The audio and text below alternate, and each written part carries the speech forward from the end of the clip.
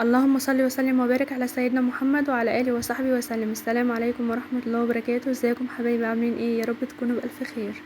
معاكم اميره سلامه، والنهارده ان شاء الله هنعمل مع بعض العاشوره. كل سنه وانتم طيبين وبخير وسعاده يا رب. هنعملها عاشوره عاديه تقليديه، وهنعملها كمان في الفرن. طعمها خرافه، تحفه تحفه تحفه، لازم تجربوها. شايفين شكلها؟ شايفين الطبقه الكريميه؟ شايفين التجاعيد اللي فيها دي اكتر حاجة بتقول ان هي كريمية. حبة القرمشة دول. شايفين كمان العادية؟ حلوة جدا جدا وسهلة وبسيطة. تعالوا نشوفها من جوه كده. شايفين؟ ما شاء الله، حلوة جدا وكريمية مش مكتومة. طعمها تحفة. بتاعة الفرن دي يا جماعة تحفة بجد. شايفين؟ اعرفوا على طول ما دام الطبقة اللي فوق مكشكشة كده، اعرفوا ان هي كريمية. تعالوا نشوف دي كمان. شايفين؟ ما شاء الله، حلوة جدا جدا.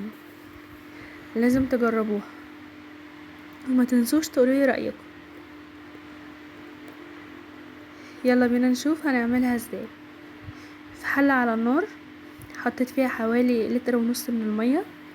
حطيت فيها نص كيلو من القمح مغسول كويس جدا جدا، ونقعته ساعة في مية سخنة. وبعد كده شطفته تاني كويس جدا وصفيته، حطيته في المية.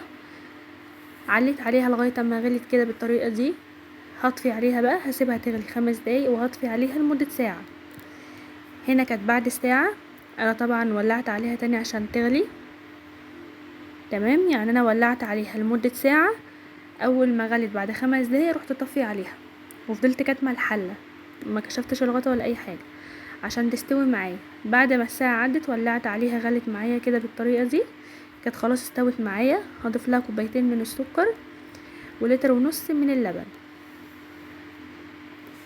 هنزل بس حتة القشطة دي، لازم يكون لبن كامل الدسم عشان يديكي نتيجة حلوة. هدي تقليبة بقى كويس.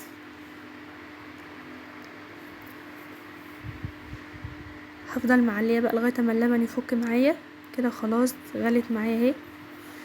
هسيبها حوالي 10 دقايق بس لغايه ما تشرب من طعم اللبن. في البوله اللي كان فيها اللبن حطيت فيها نص كوبايه من الميه كده، وهحط معلقتين كبار هرميين من الكريم شانتيه ومن النشا. معلقتين كريم شانتيه ومعلقتين من النشا.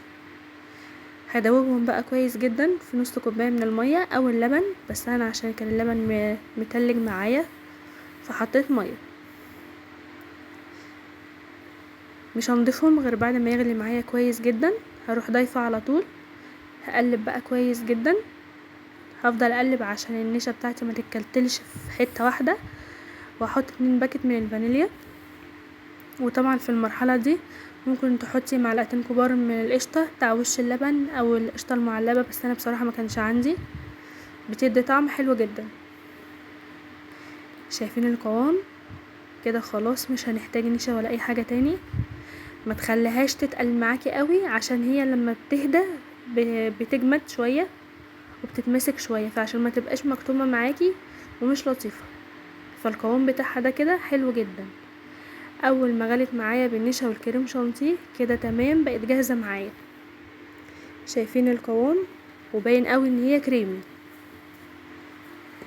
الكريم شانتيه بيدي نكهه حلوه جدا وقوام حلو. كده تمام. نغرفها بقى مع بعض. انا عندي هنا الطواجن الفخار دي اللي هي اصغر حجم، اللي هي بتاع الزبادي. هحط فيها عشان دي اللي انا هدخلها الفرن. طعمها حلو قوي يا جماعه.